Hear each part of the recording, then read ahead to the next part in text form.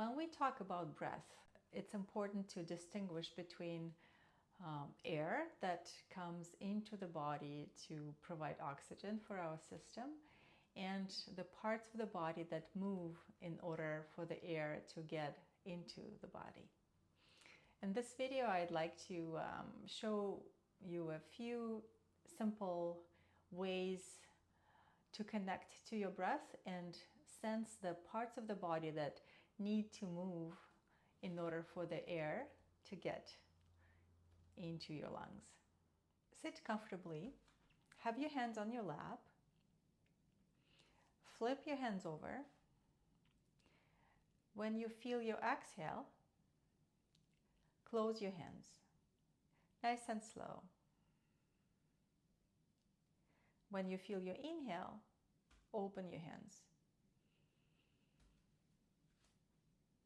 When you feel your exhale, close your hands.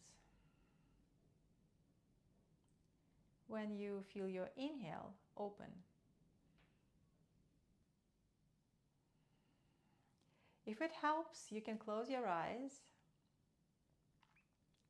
and you can visualize your entire body as a hand, closing on the exhale, getting smaller and getting bigger, more open on the inhale. Your entire body like a hand, closing on the exhale, getting smaller, and then expanding, getting bigger on the inhale. Keep going for a few more rounds.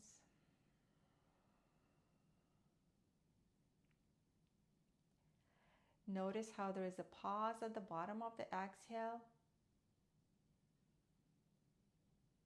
And then there is a pause at the top of the inhale.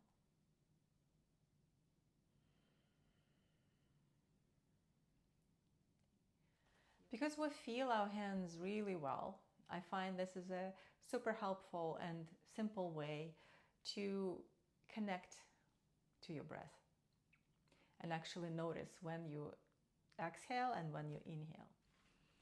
Now that you've connected to your breath, the next step would be to feel the movement in your ribcage. I like using a resistance band to do that. We will tie it around our ribcage. It should be tight enough for you to feel some feedback, some restriction, so your ribcage has something to push against. The hands can be on your lap, and if you found that closing and opening your hand helpful, in order to connect to your breath, you can use it here as well. When you feel the exhale, curl the fingers in. Notice how the band gets looser around your ribcage. On the inhale, you open up your hands and you stretch the band with your ribcage. Imagine your ribcage is an accordion. When you exhale, the air gets pushed out, the ribs get closer together, the ribcage gets smaller. When you inhale, the ribs move away from each other, the space that's available for the lungs gets bigger and the air drops in. Another important piece here is that your belly has to get out of the way. If you're holding the belly in, then the ribcage is not able to expand. You can sense that by having your hands on your belly, and as you stretch the band with your ribcage on the inhale, see if your belly expands as well. And as your ribcage gets smaller, the band gets looser, the belly draws in. After a few rounds, take the band off and take a moment to feel the aftertaste from the band hugging your ribcage. see if that aftertaste helps you feel the movement all around the rib cage. The ribs are still coming closer together and the air gets pushed out on the exhale. And then the ribs expand as the air drops in. Try making a hissing sound at the back of your throat, just like the accordion when it doesn't make a sound. And that will help you create a little bit of an internal resistance and help you feel the movement in the rib cage. And you're welcome to use your hands again. And that's your exhale.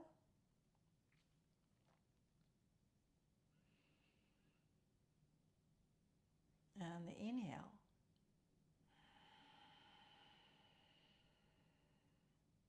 Here's the next piece. Imagine this ball is your abdominal cavity. This ball is filled with air, but our abdominal cavity is filled with organs, and there's a lot of fluids in there. So imagine this ball is filled with water. My top hand will represent our breathing diaphragm right on top of the abdominal cavity. It's like the ceiling of the abdominal cavity. And then my bottom hand will be the pelvic floor, which is like the floor of our abdominal cavity. When we take an inhale, the breathing diaphragm descends down, pushes everything that's inside the abdominal cavity down, and the pelvic floor has to yield. And I can sense a little bit of a pressure in my bottom hand. On the exhale, the breathing diaphragm goes up and the pelvic floor lifts up. They work together. So yet another movement that needs to happen in order for the air to drop into the body. On the inhale, the breathing diaphragm goes down, the pelvic floor yields. On the exhale, the breathing diaphragm goes back up and the pelvic floor lifts up. Very softly, like a cloud. I'm sitting on an exercise ball, so I can really connect to my pelvic floor, the space between my sit bones. If you're sitting on a chair, you can use a piece of clothing rolled up, placing it between your sit bones, straddling it, will give you a really nice sense of the space between the sit bones, and that's how we feel the pelvic floor. On the inhale, the diaphragm goes down, the pelvic floor goes down. You might feel how it flattens on your rolled up piece of clothing.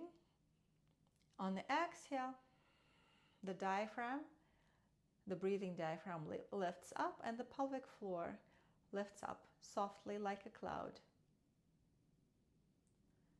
Inhale, they both go down. Exhale, they both go up. Inhale, they go down. The rib cage expands, the belly expands, the pelvic floor flattens out. On the exhale, the rib cage gets smaller, the belly gets smaller, and the pelvic floor lifts back up. Inhale, rib cage gets bigger all around. The belly gets bigger all around. The pelvic floor flattens. On the exhale,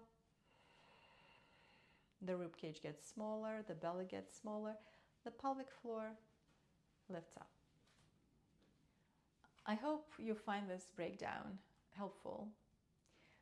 If finding all the pieces feels too much at the moment and overwhelming, it's helpful to practice each piece separately, connecting to your breath with your hands, sensing the expansion through the rib cage using the resistance band,